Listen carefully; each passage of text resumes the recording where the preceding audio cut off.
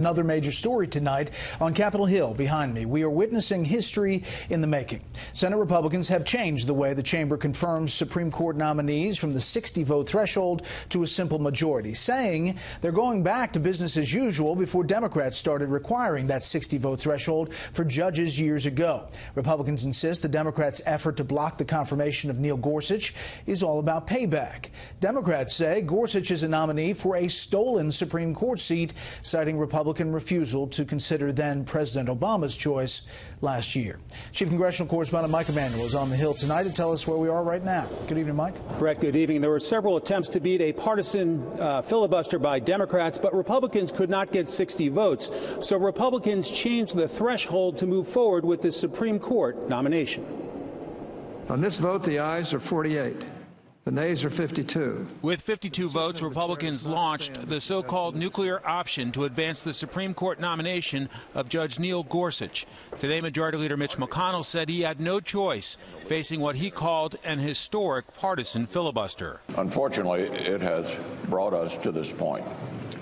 We need to restore the norms and traditions of the Senate and get past this unprecedented partisan filibuster. 3 Democrats then voted with Republicans to advance the Gorsuch nomination: Donnelly of Indiana, Heitkamp of North Dakota, and Manchin of West Virginia. All 3 from conservative states, likely facing competitive re-election races next year.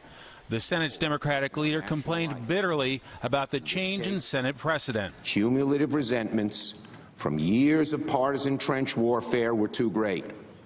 Instead of the Senate forcing us to change, senators have decided to change the Senate. Republicans pushed for a straight up or down vote for Gorsuch, but Democrats responded to the anger in their base after President Obama's last Supreme Court nominee, Judge Merrick Garland, never received consideration.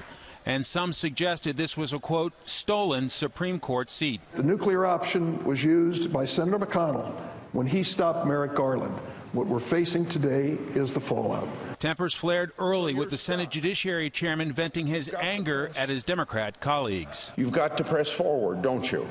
Even though you know the effort is doomed to fail.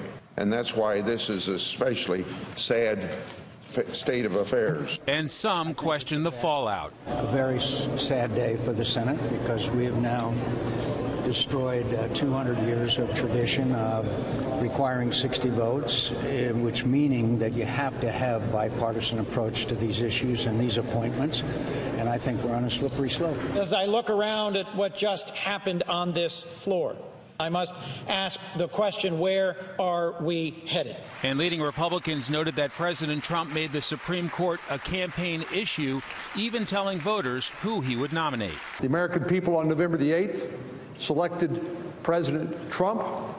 President Trump nominated Judge Neil Gorsuch, and tomorrow we will confirm that nominee.